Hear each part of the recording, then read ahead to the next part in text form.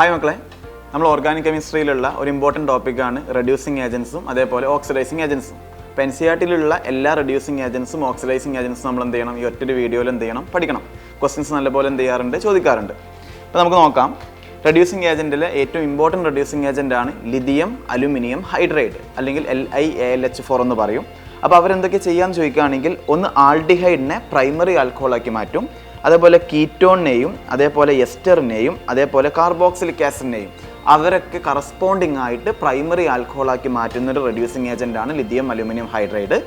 കഴിഞ്ഞിട്ടില്ല. അതേപോലെ തന്നെ ഇത് നിങ്ങൾ അമീൻസ് എന്നുള്ള ചാപ്റ്ററിൽ പഠിക്കുന്നുണ്ട്. അതായത് RCN-നെ പ്രൈമറി അമീനാക്കി മാറ്റാനും നൈട്രോ കോമ്പൗണ്ടിനെയും പ്രൈമറി അമീനാക്കി മാറ്റാനും ലിഥിയം അലുമിനിയം ഹൈഡ്രൈഡ് എടുക്കാറുണ്ട്. ഇതേപോലെ ഇത് നിങ്ങൾ പഠിച്ചിട്ടുണ്ട്. RX-ലുള്ള X- മാറ്റിയിട്ട് ലിഥിയം അലുമിനിയം ഹൈഡ്രൈഡിലുള്ള H- വരുന്ന ന്യൂക്ലിയോഫിലിക് സബ്സ്റ്റിറ്റ്യൂഷൻ റിയാക്ഷൻ്റെ ഒരു എക്സാമ്പിൾ നിങ്ങൾ പഠിച്ചിട്ടുണ്ട്. അപ്പോൾ RX-നെ RH ആക്കി മാറ്റാനും LiAlH4 പറ്റും.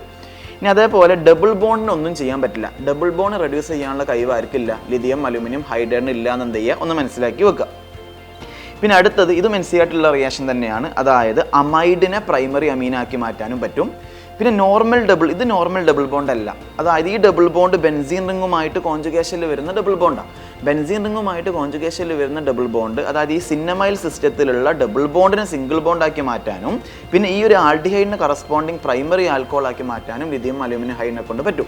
അപ്പോൾ ഇത്രയും റിയാക്ഷൻസ് നിങ്ങൾ എന്ത് ചെയ്യണം, നിർബന്ധമായിട്ടും പഠിക്കണം. ഇനി അടുത്തത് എക്സാമ്പിളാണ് കറ്റാലിറ്റിക് ഹൈഡ്രോജനേഷൻ. അതായത് ഹൈഡ്രജൻ ആഡ് ചെയ്യുക in presence of catalyst, platinum, palladium, നിക്കലൊക്കെ ആകാം. അപ്പോൾ അവർ ചെയ്യുന്ന മെയിൻ പരിപാടി എന്താണെന്ന് വെച്ചാൽ ഡബിൾ ബോണ്ടിനെ സിംഗിൾ ബോണ്ട് ആക്കി മാറ്റും. അതേപോലെ ട്രിപ്പിൾ ബോണ്ടിനെയും ഡബിൾ ബോണ്ട് ആക്കിയിട്ട് അതിനെ വീണ്ടും എന്താക്കി മാറ്റും, സിംഗിൾ ബോണ്ട് ആക്കി മാറ്റാൻ പറ്റും. അതേപോലെ ആൾഡിഹൈഡിനെയും കീറ്റോണിനെയും എസ്റ്ററിനെയും കറസ്പോണ്ടിങ് ആൽക്കഹോളാക്കി മാറ്റും. കീറ്റോൺ എന്താക്കിയാൽ മാറ്റുക, സെക്കൻഡറി ആൽക്കഹോളാക്കിയാൽ മാറ്റുക. ലിഥിയം അലുമിനിയം ഹൈഡ്രൈഡും കീറ്റോൺ എന്താക്കിയാൽ മാറ്റുക, സെക്കൻഡറി ആൽക്കഹോളാക്കി ആണ് എന്ത് ചെയ്യുക, മാറ്റുക. ആ കാര്യം പഠിക്കണം. പിന്നെ RnO2 എന്താക്കി മാറ്റും, പ്രൈമറി അമീനാക്കി മാറ്റും. RCN-നെ RCH2NH2 ആക്കി മാറ്റും. ഇത്രയും കാര്യങ്ങളാണ് NCERT-യിൽ ഇതിനെക്കുറിച്ച് പറയുന്നത്. അപ്പോൾ ആ ഭാഗം നിങ്ങൾ നിർബന്ധമായിട്ടും എന്ത് ചെയ്യണം, നോക്കി പഠിക്കണം. അടുത്തത് NaBH4-നെ കുറിച്ച് 2 റിയാക്ഷൻസേ പറയുന്നുള്ളൂ.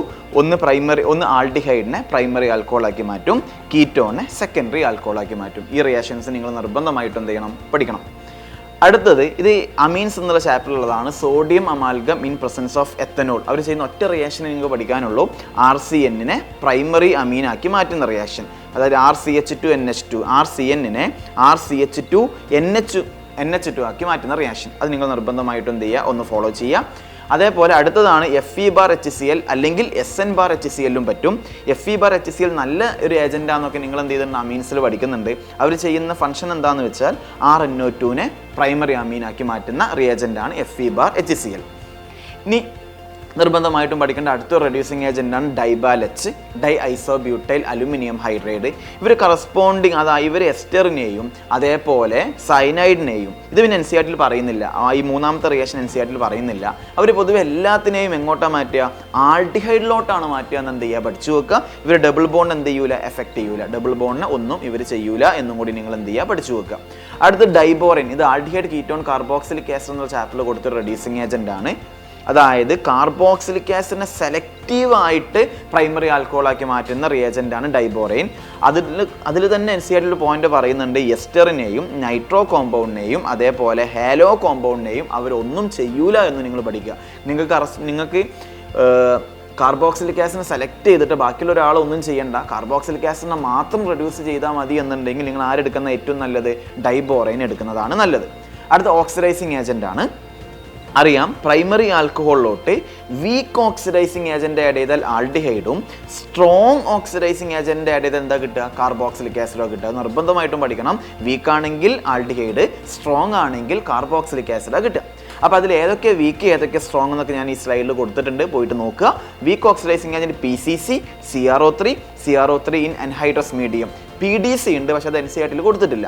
പിന്നെ സ്ട്രോങ് ഓക്സിഡൈസിങ് ഏജൻറ്റ് പറയുമ്പോൾ KMnO4, K2Cr2O7, Na2Cr2O7, അതൊക്കെ ആരുടെ പ്രസൻസിലാണ്, പൊതുവെ ആസിഡിൻ്റെ പ്രസൻസിലാണ്. പിന്നെ CRO3 in acidic medium, CRO3 in H2O. ഇതിനൊരു പേരൊക്കെ ഉണ്ട്, ജോൺസ് റിയേജൻറ്റ്. നിർബന്ധമായിട്ടും പഠിക്കണം. NCERT-ലുണ്ട്. പ്രൈമറി ആൽക്കഹോളിലോട്ട് ജോൺസ് റിയേജൻറ്റ് ആഡ് ചെയ്താൽ കാർബോക്സിലിക് ആസിഡാണ് കിട്ടുക. ഇനി പഠിക്കുന്നത് ടൊളൻസ് റിയേജൻറ്റും അതേപോലെ ഫെലിങ്സ് റിയേജൻറ്റും. രണ്ടും വീക്ക് ഓക്സിഡൈസിങ് ഏജൻ്റാണ്. കീറ്റോൺ ഒന്നും ചെയ്യൂല. കീറ്റോൺ ഒന്നും ചെയ്യില്ല, ബട്ട് ആൽഡിഹൈഡിനെ കറസ്പോണ്ടിങ് ആസിഡ് ആക്കി മാറ്റുന്ന രണ്ടാൾക്കാരാണ് ടോളറൻസ് റിയേജൻറ്റും അതേപോലെ ഫെലിങ്സ് റിയേജൻറ്റും. ടോളറൻസ് റിയേജൻറ്റ് ആരോമാറ്റിക് ആൽഡിഹൈഡിനെയും ആലിഫാറ്റിക് ആൽഡിഹൈഡിനെയും കറസ്പോണ്ടിങ് എന്താക്കി മാറ്റും, കാർബോക്സിലേറ്റ് അയോൺ ആക്കി മാറ്റും. ബട്ട് ഫെലിങ്സ് റിയേജൻറ്റ് ആരോമാറ്റിക് ആൽഡിഹൈഡിനെ ഒന്നും ചെയ്യില്ല എന്നും ആ നോർമൽ ആലിഫാറ്റിക് ആൽഡിഹൈഡിനെ കറസ്പോണ്ടിങ് കാർബോക്സിലേറ്റ് അയോൺ ആക്കി മാറ്റും. ഇത്രയും കാര്യങ്ങളാണ് NCERT കൊടുത്തിട്ടുള്ളത്. അത് എക്സ്ട്രാ പിന്നെ കുറേ നിങ്ങൾ പഠിച്ചിട്ടുണ്ടാകും. പക്ഷേ നിങ്ങൾ എക്സാമിന് പോകുമ്പം മിനിമം ഞാൻ പറഞ്ഞ ഈ ടോപ്പിക്കെങ്കിലും എന്ത് ചെയ്യണം, നോക്കണം. കാരണം NCERT ടോപ്പിക്കേ പൊതുവേ ചോദിക്കാറുള്ളൂ. അപ്പോൾ ഇത്രയും ഓക്സിഡൈസിങ് ഏജൻറ്റും റെഡ്യൂസിങ് ഏജൻസും പോയിട്ട് പഠിക്കാം. റിവിഷൻ ചെയ്യുന്ന സമയത്ത് ഈ വീഡിയോ നല്ലപോലെ എന്ത് ചെയ്യുക, കണ്ടിട്ട് കാര്യങ്ങൾ പഠിക്കാം. നമുക്ക് വേറെ വീഡിയോയിൽ വേറെ സെക്ഷനായിട്ട് കാണാം. All the best.